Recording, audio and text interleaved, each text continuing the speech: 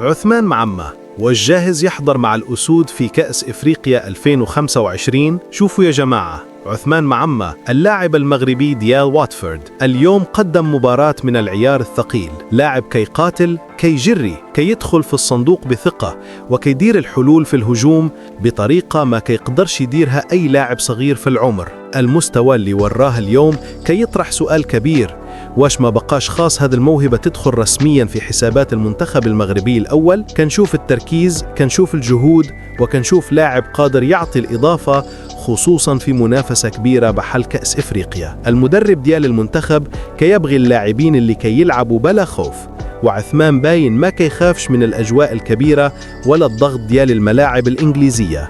الصراحة اللاعب مبين واحد النضج الكروي اللي يستاهل على الأقل فرصة في اللائحة الموسعة. يمكن ما يكونش أساسي، ولكن حضور دياله يعطي حلول جديدة قدام. شنو رأيكم انتوما؟